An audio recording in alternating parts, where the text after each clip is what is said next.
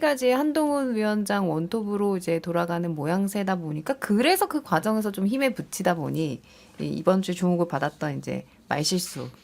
네, 또 나온 거 아니냐 이런 분석이 있더라고요. 그러니까 설마 이제 선대위 상황실에서 그 개 같은이라고 써줬겠어요? 그러진 않겠죠. 아니 이거는 이제 뭐 방송에 다 나왔으니까. 괜찮습니까? 이렇게 얘기를. 아니 그 얘기를 했잖아요. 뭐 정치가 무슨 죄냐? 정치를 하는 그 동물 비유하는 같은 소리 사람들이 문제지.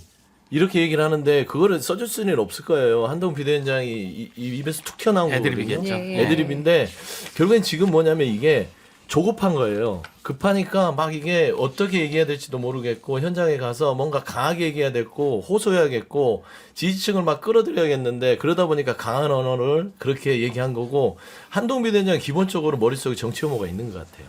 아. 이거는 그냥 어떤 전략적인 얘기가 아니라 여의도에서 진심이에요? 정치하는 사람들은 다 그런 유의 사람들이야.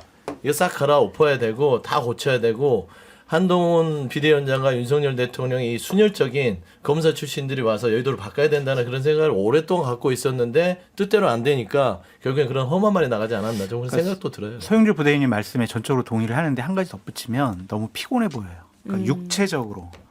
그러니까 선거가 어려우니까 정신적인 스트레스도 많이 받는데 지금 지역을 시간 단위로 계속 돌린단 말이에요. 혼자. 그럼 육체적으로 피곤할 수밖에 없어요. 그런 상황 판단도 제대로 하기가 어렵고 현장에서 내가 생각하지 않았던 말들이 본능적으로 막 튀어나와요. 그래서 국민의힘 선대위에 좀 드리고 싶은 말씀은 좀 한동훈 비대위원장 원톱 체제이기 때문에 어쩔 수 없겠지만 후보나 이런 선대위원장을 너무 육체적으로 피곤하게 돌리는 것은 실수를 야기할 수가 있다. 그 좀 조심해야 될 것 같다는 생각도 그러니까 좀. 한동훈 위원장이 비대위원장 취임하자마자부터 너무 지역계를 일찍부터 나는 다니기 시작해서 네. 이 육체적인 피로감까지 엄청 피곤하대요, 지금. 오지 않았나 또 싶고요. 용산과의 소통도 계속 좀 그러니까요. 도맡아서 그런 하는 스트레스. 분위기잖아요. 맞아요. 그래서 좀 한동훈 위원장이 좀 굉장히 체력적으로나 육체적으로나 지금 한계에 도달했다라는 의욕이 분석이 없었어요. 나오고 있고. 의욕이 아니 체력 뭐 이런 거는 너무 작은 문제 같고요. 큰 문제예요, 이거 선거. 예, 큰 문제라고 할게요. 네. 저는 다른 어떤 걸 보냐면 선거 기간 중에 어쨌든 뭔가 정책이든 전략이든 뭘 하나 던져놓은 게 있어요. 기억하세요? 네. 국회 이전, 네. 세종으로 이전하자. 네. 근데 그거 하루도 못 갔을걸요? 이틀은 이슈가. 갔어요, 이틀은 그러니까 갔어요. 예전 같으면 정부 여당의 대표가 선거 기간에 어떤 큰 공약을 던졌으면 찬반 논란도 벌어지고 그걸 가지고 며칠 이슈가 가는데 지금 기억을 못 해요. 왜 그러냐면 신뢰를 잃어버렸어요. 목련 필 때쯤 김포는 서울이 됩니다. 라고 얘기를 했는데 이미 목련 졌거든요. 지고 폈다가 지는 곳까지 있는데 정부 여당의 대표가 저렇게 얘기를 가볍게 하나? 과연 국회 이전 얘기를 가지고 용산 혹은 대통령과 사전에 충분히 논의를 했을까? 그런 의심까지 드는 거죠. 그러니까 개발을 위해서든 뭐든 국회를 세종으로 이전한다고 그랬으면 서울 민심도 들썩, 세종도 들썩 이럴 것 같은데 아무런 영향이 없는 거예요. 네.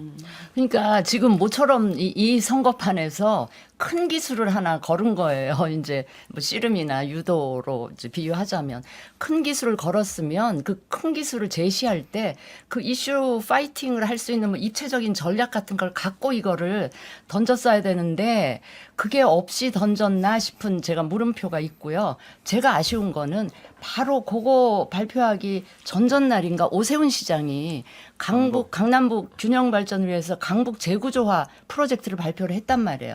저는 그 김에 오세훈 시장하고 한동훈 위원장이 만나서 네. 한번 그게 이제 수도권 전체에 영향을 줄 수도 있는 거기 때문에 그렇게 가져갔더라면 이슈의 생명이 조금 더 길게 연장되지 않았을까 그러니까 전반적으로 싶은 아쉬움이 있어요. 국민의힘은 전략이 없는 것 같다라는 말씀 계속해서 해주시는 것 같고. 제가 걱정스러워서 드리는 말씀이에요. 이게 되게 비판하자고 하는 말씀. 예. 예, 소장님 왜 선대위 안 가셨어요?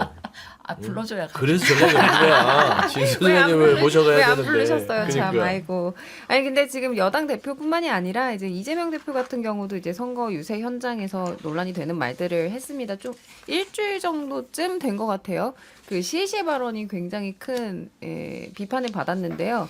어떻게들 보셨어요? 이렇게까지 논란이 점화될 일인지 아니면 정말로 이건 좀 과했다라고 생각하시는지. 부적절한 말을 한 거는 맞죠. 여러 가지 논란될 말도 맞고. 근데 하지만 정권 심판론이 너무나 크고 한동훈 비대위원장과 국민의힘의 실수가 좀 더 크게 보였기 때문에 좀 가려지는 측면도 있는데 지금까지는 이재명 당대표의 말실수가 선거판에 큰 영향을 미쳤다.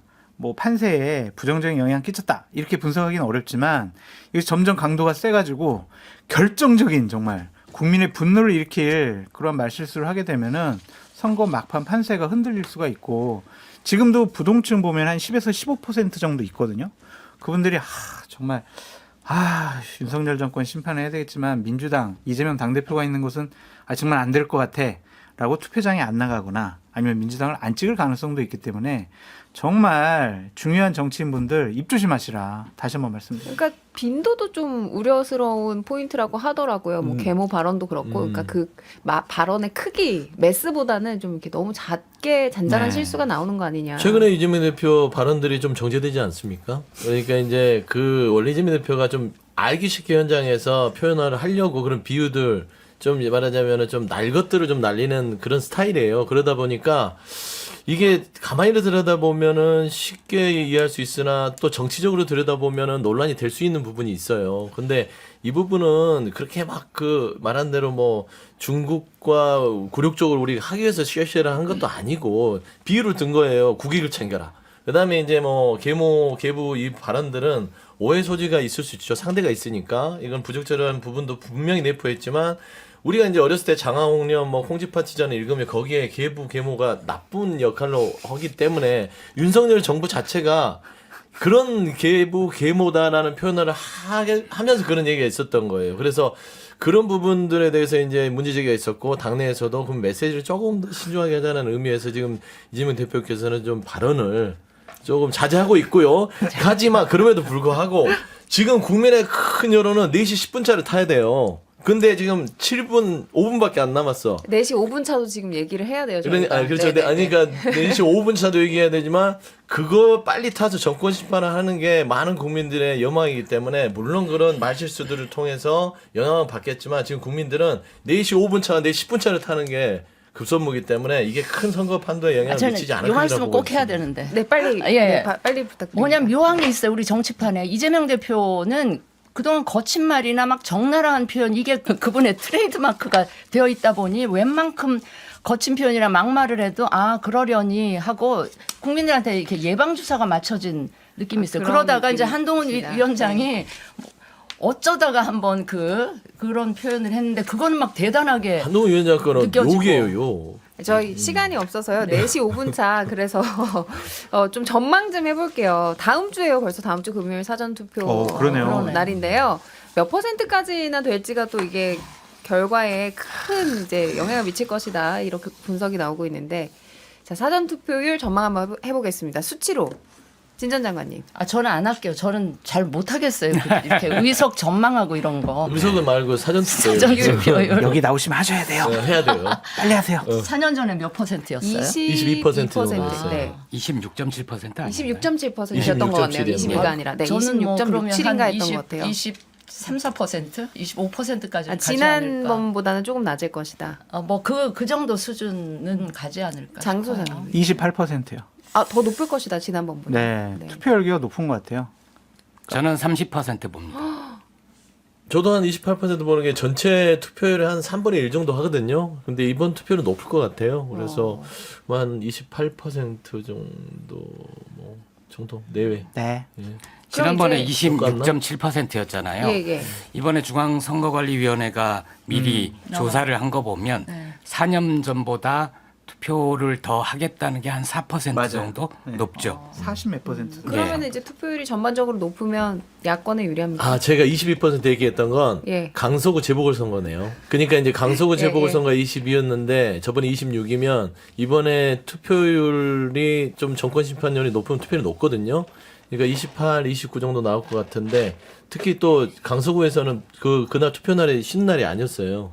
근데 이번에는 또 쉬는 날이잖아요. 네, 조금 그러니까 더 쓰세요, 그런 30. 상세를 하면 29% 저는 1% 알겠습니다. 더 높이겠습니다. 네네. 진 소장님 빼고는 지난 이제 총선보다는 더 높게 나올 네. 것이다라고 예측한 것으로 하면서 마무리하고 광고 듣고 오겠습니다.